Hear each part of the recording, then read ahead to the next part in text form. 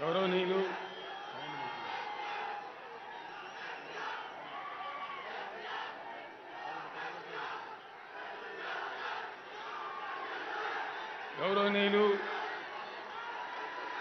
స్థానిక ఎమ్మెల్యే రాష్ట్ర మంత్రివర్యులు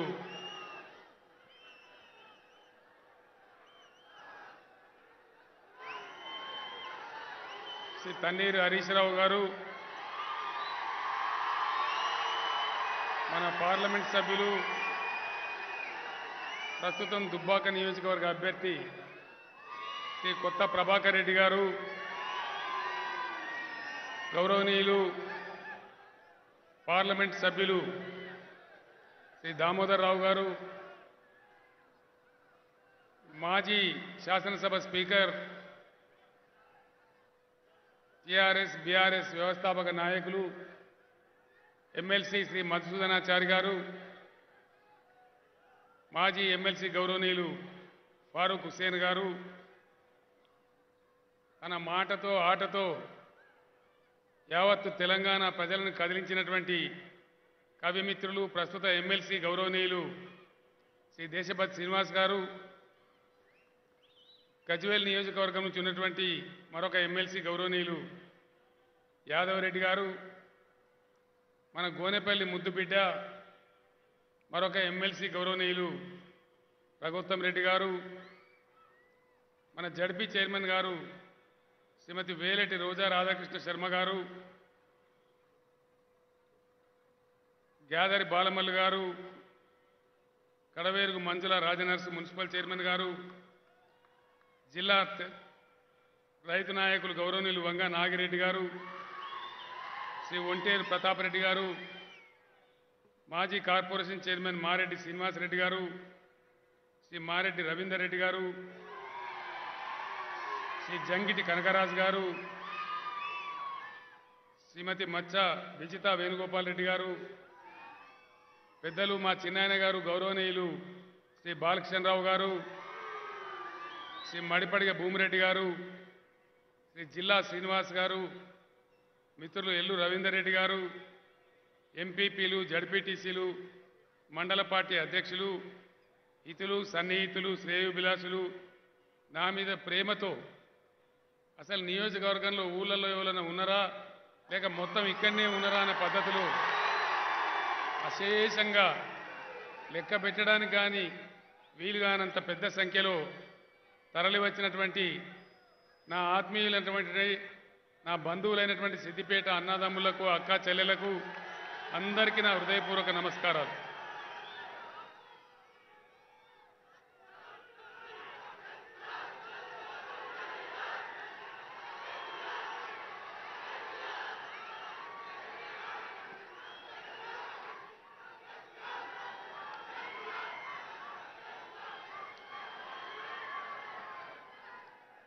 జననీ జన్మభూమిచ్చ స్వర్గాదపి గరీయసి. ఈ మాట అన్నది సాక్షాత్తు భగవంతుడైన శ్రీరామచంద్రుడు. జన్మభూమిని మించినటువంటి స్వర్గం లేదు, స్వర్గం కంటే కూడా నా పుట్టిన గడ్డ నా జన్మభూమి గొప్పది, దాన్ని మించింది లేదు అని చెప్పి సిద్దిపేట పేరు విన్నా, సిద్దిపేట భూమికి వచ్చినా, సిద్దిపేట గురించి ఆలోచన వచ్చినా నా మనసులో కలిగే భావన ఇది. ఈ సిద్దిపేట గడ్డ నన్ను సాధింది, పెద్దగా చేసింది, చదువు చెప్పింది, నాకు రాజకీయ జన్మనిచ్చింది, నన్ను నాయకుడిని చేసింది, తెలంగాణ ముఖ్యమంత్రి అయ్యేంత ఎత్తుకు పెంచిన గడ్డ నా గడ్డ అని చెప్పి నేను గర్వంగా మనవి చేస్తా ఉన్నా. ఈరోజు తెలంగాణ రాష్ట్రాన్ని దేశానికే తలమానికంగా యావత్తు దేశమే ఆశ్చర్యపడే విధంగా అనేక రంగాలలో అగ్రగామిగా నిలిపి నేను ముందుకు తీసుకుపోగలుగుతున్నా అంటే ఈ గడ్డ నుంచి నాకు దొరికిన రక్తం, మాంసం, బుద్ధి, బలం అన్నీ ఈ గడ్డ పుణ్యమే అని నన్ను ఇంతవాన్ని చేసినటువంటి నా మాతృభూమికి, నా కన్న తల్లికి మీ అందరి సాక్షిగా శిరస్సు వంచి నేను వినయపూర్వకంగా నమస్కారాలు చేస్తూ ఉన్నాను. నన్ను ప్రతి సందర్భంలో విజేతగా నిలబెట్టిన ఈ గడ్డ రుణం ఈ జన్మలో నేను ఏమిచ్చినా కూడా తీర్చుకోలేను అని మీకు మనవి చేస్తా ఉన్నాను. ఈ సభలో నాతో కలిసి పనిచేసిన మిత్రులు, సహచరులు స్టేజీ పైన, స్టేజీ కింద అనేక వందల మంది ఉన్నారు. అనేక జ్ఞాపకాలు, ఎంతోమంది ఆత్మీయ మిత్రులు. మా కొండమరాజుపల్లి మాదన్న ఎక్కడ ఉన్నాడో, మా నవాబ్ సాబ్ ఎక్కడ ఉన్నాడో, నాకు డిపాజిట్ కట్టే మా తోర్నాల చంద్రారెడ్డి బావ ఎక్కడ ఉన్నాడో, అనేక మంది ప్రతి గ్రామంలో 150, 200, 300 పేర్లు పిలిచేంత అభిమానం కలిగినటువంటి గడ్డ ఈ సిద్దిపేట గడ్డ. ఆనాడు అంత అద్భుతమైన పద్ధతులలో ఈ గడ్డను ముందుకు తీసుకుపోవడానికి చాలా తిప్పలు పడ్డాం, చాలా ప్రయాసపడ్డాం. ఒక్కొక్క సందర్భం జ్ఞాపకం చేసుకుంటే, ఇంతకుముందు నేను దామోదరరావు గారికి, ఎంపీ గారికి రంగనాయక సాగర్ కనపడతా ఉంటే హెలికాప్టర్లను చూపెడతా ఉన్నా. అన్నాగో అది సిద్దిపేట రంగనాయక సాగర్ అని చెప్పి చూపెడతా ఉన్నా. సిద్దిపేట పట్టణంలో మంచినీళ్ళ కరువు వస్తే ఆ రోజు 28 వార్డు ఉండేటివి. వార్డుకు ఒక ట్యాంకర్ పెట్టించి 4 బోర్ బండ్లు తీసుకొని మిత్రులను ఎంటేసుకొని మేము బయలుదేరినాం. ఉదయం 5:30కు బయలుదేరితే సాయంత్రం 6 దాకా ప్రయత్నం చేసి 100 బోర్లు వేస్తే ఒక 2 బోర్లలోనే ఇదంతా తేమ వచ్చినది, నీళ్లు రాలే. చాలా ఒక్కొక్కటి జ్ఞాపకం చేసుకుంటే చాలా బాధ కలుగుతుంది. మంచినీళ్ళ కోసం సిద్దిపేట పడ్డ తిప్పల. ఆనాడే లోయర్మానే డ్యామ్ నుంచి నీళ్లు తెచ్చి మనం జలజాతర చేసుకున్నాం. ఈరోజు మిషన్ భగీరథ తెలంగాణ మొత్తం అమలవుతున్నదంటే సిద్దిపేట మంచినీళ్ళ పథకమే దానికి పునాది అని నేను మనవి చేస్తా ఉన్నా. ఇక్కడి అనుభవమే అక్కడ దాకా బ్రహ్మాండంగా ఆగాలి. తమ్మి నేను ఇక్కడ మొత్తుకుంటే నువ్వు అక్కడ మొత్తుకుంటే ఏమర్థమైంది? హరీష్ మాట్లాడితే మీరు అట్లే గడబడి చేసింది. ఉత్సాహం ఉంటే ఆపుకోవాలి, మీటింగ్ అయినాక గదం గదం దుంకుదాం.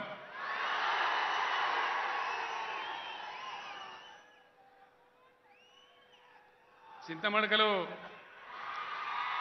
నేను చాలా చిన్నగా ఉండే టైంలో, నేను పసికూనగా ఉండే టైంలో, అమ్మ చనుబాలు తాగే టైంలో మా అమ్మకు ఆరోగ్యం దెబ్బతింటే ఆ ఊర్లో ఒక ముదిరాజు తల్లి కూడా నాకు చనుబాలు ఇచ్చి నన్ను సాధింది. అంత అనుబంధం, అంత సంబంధం ఈ గడ్డతోని నాకు ఉన్నది అని నేను మనవి చేస్తా ఉన్నా.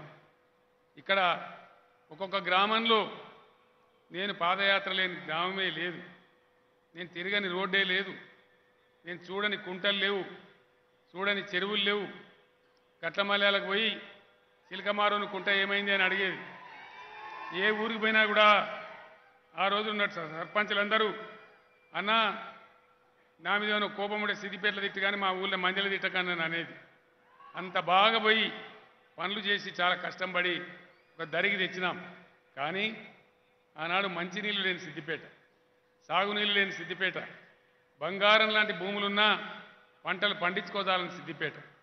కానీ మీ అందరి దయ, మీ ఆశీర్వచనం. ఎందుకంటున్నాను నేను ఈ మాట ఇంత గట్టిగా అంటే, అధికార పార్టీని వదిలిపెట్టి మీ అందరి దగ్గర ఆజ్ఞ తీసుకొని తెలంగాణ తల్లిని విముక్తి చేస్తే తప్ప ఈ గడ్డకు న్యాయం జరగదని నమ్మి మొండి పట్టుదలతోని, మొండు ధైర్యంతోని ప్రాణాలకు కూడా తెగించి నేను తెలంగాణ ఉద్యమం ప్రారంభం చేసిన తర్వాత బై ఎలక్షన్ వచ్చింది. నాకు బస్సు గుర్తు కేటాయించినారు. బస్సు గుర్తు తీసుకొని నేను వస్తే బ్రహ్మాండంగా మొత్తం యావత్తు సమైక్యవాదులంతా వచ్చి సిద్దిపేటలో అడ్డాపెట్టి కోట్లు ఖర్చు పెట్టినా తిప్పికొట్టి 60,000 మెజార్టీ ఇచ్చి ఇక్కడి నుంచి నన్ను విజయం చేసి పంపినారు. తెలంగాణ ఉద్యమం విజయం సాధించడానికి పునాది వేసింది కూడా సిద్దిపేట గడ్డనే అని చెప్పి ఈ రోజు కూడా నేను మర్చిపోలేనని మనవి చేస్తా ఉన్నా.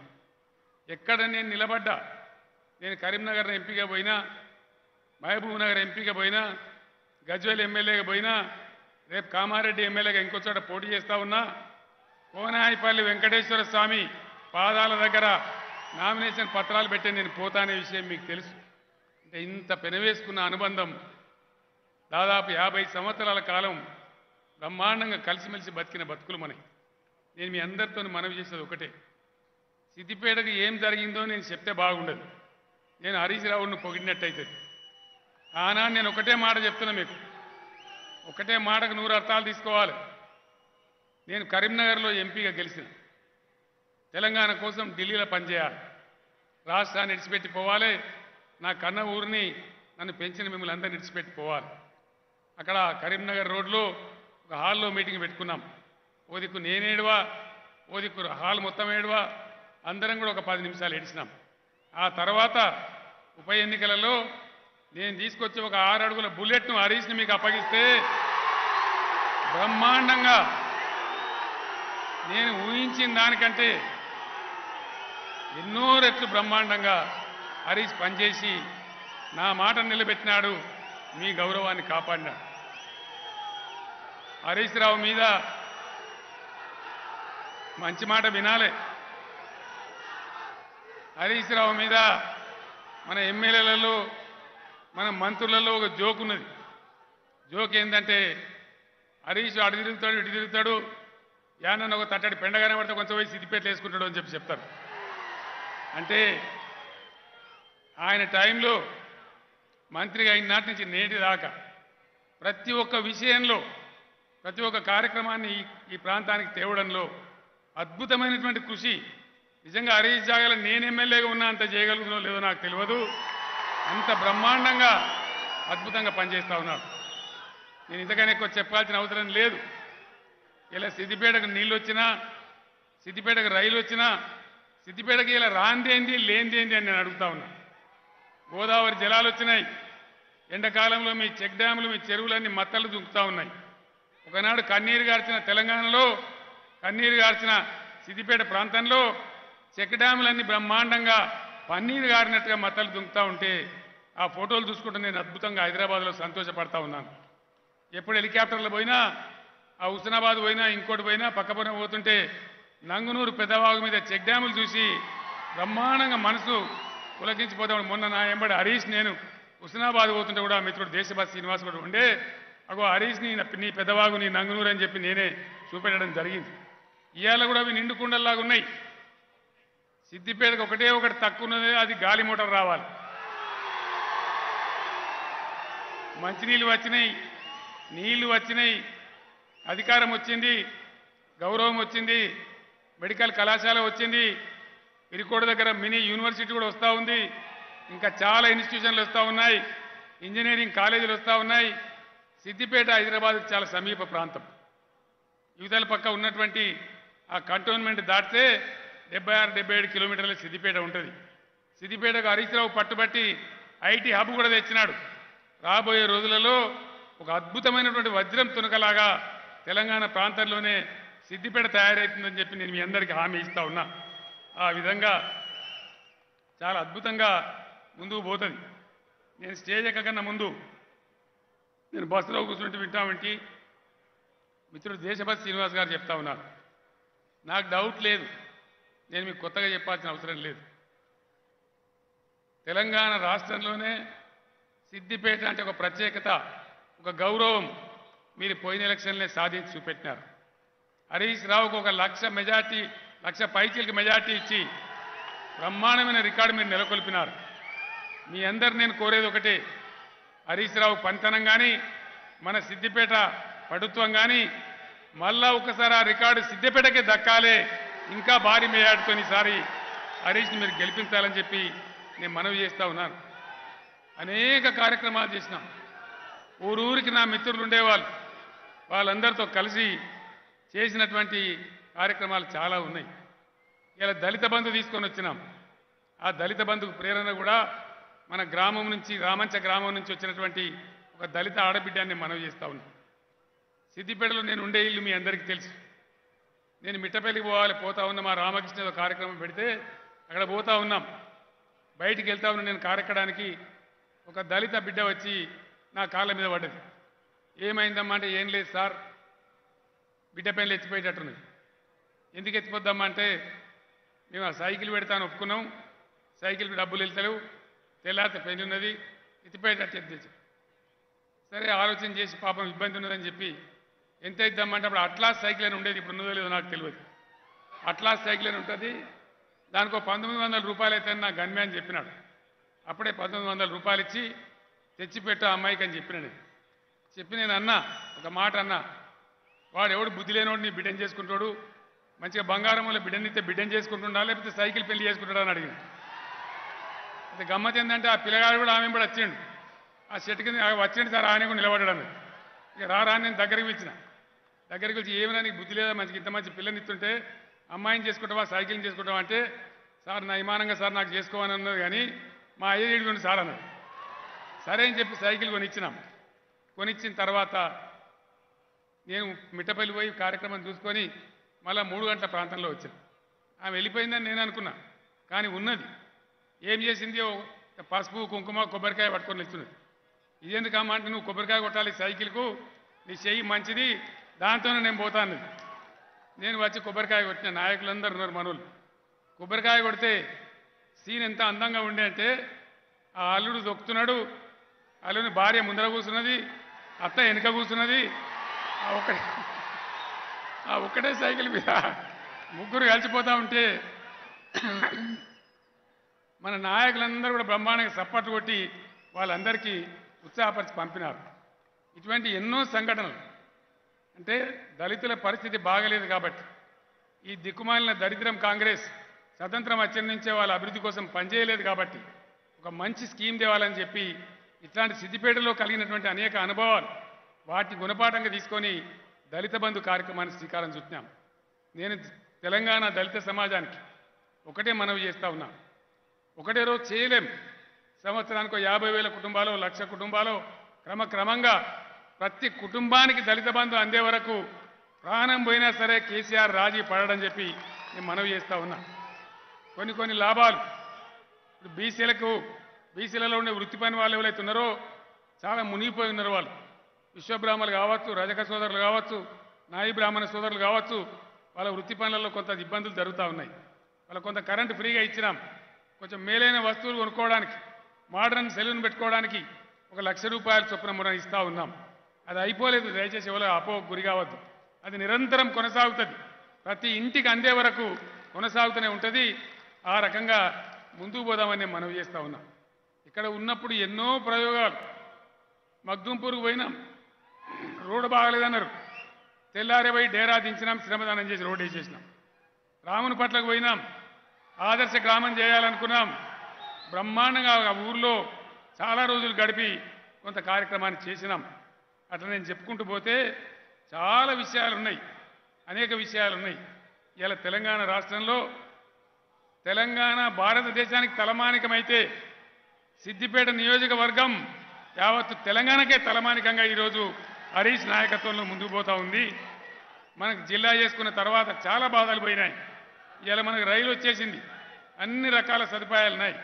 గొప్ప వర్తక వ్యాపార వాణిజ్య కేంద్రంగా, ఐటీ కేంద్రంగా, కాలుష్యం లేని పరిశ్రమల కేంద్రంగా, గొప్ప ధాన్యం పండించేటువంటి అద్భుతమైన వ్యవసాయ క్షేత్రంగా సిద్దిపేట ఎదగడం చాలా ఆనందంగా ఉంది, చాలా సంతోషంగా ఉంది. మీరు ఇదే రకంగా మరొక్కసారి అద్భుతంగా హరీష్ని దీవించి మీ యొక్క మెజార్టీని మీరే తిరగరాసి బ్రహ్మాండంగా విజయం సాధించేటట్టు కారు గుర్తుకే ఓటేయాలని మనవి చేస్తూ నేను సెలవు తీసుకుంటా ఉన్నా. జై తెలంగాణ. చల్లబడరేంది? జై సిద్దిపేట, జై సిద్దిపేట, జై తెలంగాణ, జై తెలంగాణ. కారు గుర్తుకే జై తెలంగాణ. ధన్యవాదాలు.